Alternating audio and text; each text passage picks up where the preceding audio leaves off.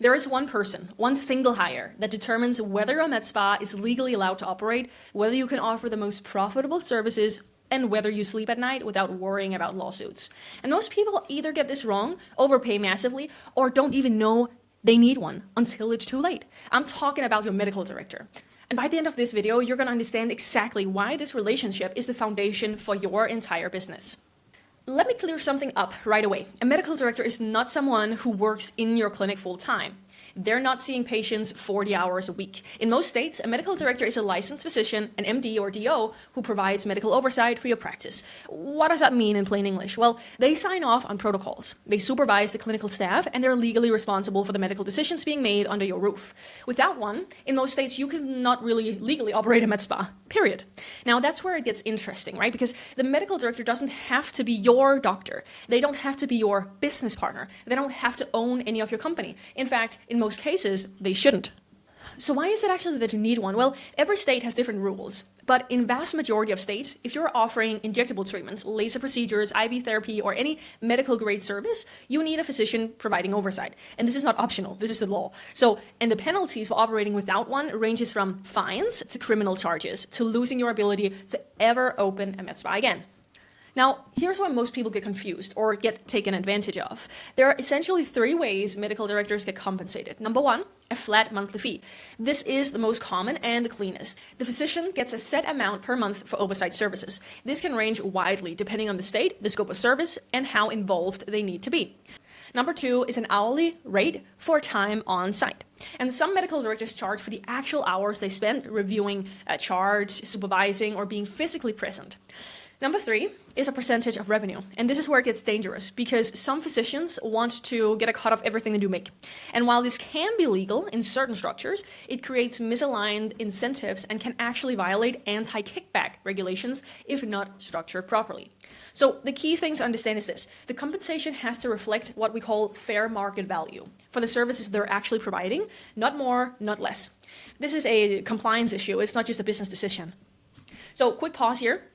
If you're in the process of planning a med spa and you want to understand all the costs involved, including what should be the budget for a medical director, I have a free med spa cost breakdown that covers everything. Link is in the description. Grab it now. It's completely for free. And then you come back to this video. All right, cool. Now, let me tell you what goes wrong because I've seen it like a dozen times. Red flag number one, the medical director who wants equity. Unless they're a true business partner contributing capital and time, giving away ownership to a medical director is almost always a mistake. It creates legal complications and makes it nearly impossible to part ways if the relationship doesn't work.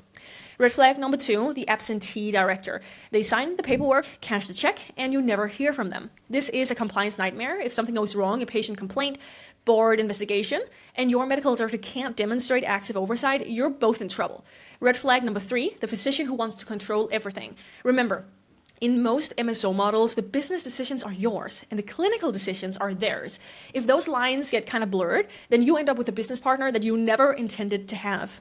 The best medical director relationships that I've seen looks like this. Clear contract, fair compensation, defined responsibilities, and regular communication and mutual respect. They're not your employee, they're not your boss, they are your clinical partner. And finding the right one is genuinely one of the most important things that you'll do.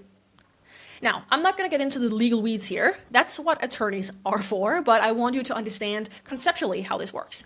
In many states, non-physicians can own a med spa through something called an MSO model, Management Service Organizations. You own the business entity that handles marketing, operations, staffing, and management, and the physician owns or is associated with the professional corporation that handles the medical side. And these two entities have a management service agreement between them. And that's what the legal structure here that will end up allowing you to operate and own a med spa without actually being the doctor yourself. Is it complicated? Well, I mean, it can be. Is it doable? Absolutely. Thousands of med spas operate this way. But you need to get it right from the start because restructuring later is expensive and just painful. It's a headache. So here's the bottom line. Your medical director is not just a checkbox. They are your foundation of your legal ability to operate. The right one will give you peace of mind, clinical credibility, and the freedom to focus on building your business. And the wrong one can cost you everything. Don't rush this decision. Don't cheap out on it, and don't try to figure out the legal structure on your own. Grab the free cost breakdown in the description. It includes what you should budget for this, and I'll see you in the next video where we talk about building the rest of the team.